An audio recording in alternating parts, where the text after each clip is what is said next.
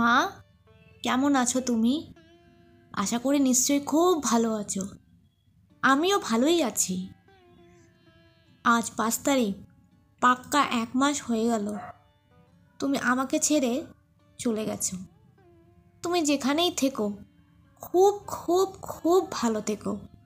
24 দিনের লড়াই ছিল তোমার, জানো মা। তুমি চলে যাওয়াতে আমার জীবনটা এক লহমায় পুরো চেঞ্জ হয়ে গেছে। বাবা কিন্তু আর আগের মতো নেই।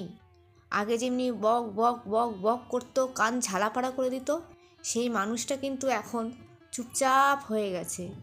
তবে হ্যাঁ, বাবাকে আমার কাছেই আমি রেখে দিয়েছি। বাবাকে আর আমি আর ওখানে পাঠাইনি। মা, আমি কায় মনে চেষ্টা করছি নর্মাল লাইফে ফেরার, কিন্তু পাচ্ছি না। ব্যাক অফ দ্য মাইন্ডে না পুরনো স্মৃতিগুলো কিলবিল কিলবিল করছে। আমি জানি তুমি সব সময় আমার কাছে আছো, আমার পাশে আছো, আমার মাথার ওপর হাত দিয়ে রেখেছো, আমাকে আষ্টে পিষ্টে জড়িয়ে রেখেছো, কিন্তু আমি তো তোমাকে ছুঁতে পারছি না।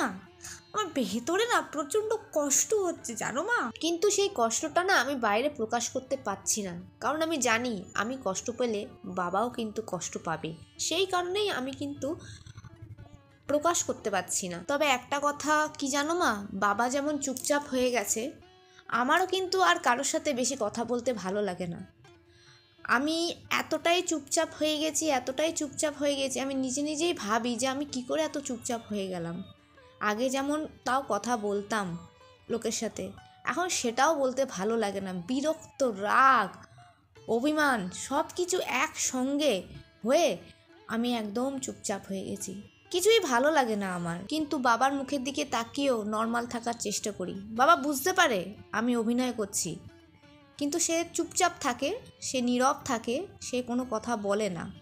কারণ আমাদের দুজনের কষ্টটাই তো এক। সে মানুষটা তার স্ত্রীকে হারিয়েছে, আমি তোমাকে হারিয়েছি। মা, এখনও মনে হয় এই বোধহয় তোমার ফোন আসলো।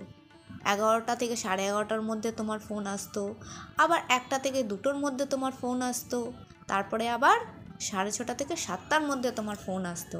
আমি জানি তোমার সেই 3 বেলার ফোন আর কোনোদিনই আসবে না, তবুও অপেক্ষায় থাকি। এই বোধহয় ফোনটা চলে আসলো আমার কাছে। আজকে কিন্তু তুমি আমাকে দিয়ে অনেক কথা বলিয়ে ফেললে। আর কিছু বলতে ভালোও লাগছে না মা। এবার আমি কথা বলাটা বন্ধ করি। তুমি যেখানেই থেকো খুব ভালো থেকো, শান্তিতে থেকো, আনন্দে থেকো। অবশ্যই আমার মাথার ওপর হাত রেখো।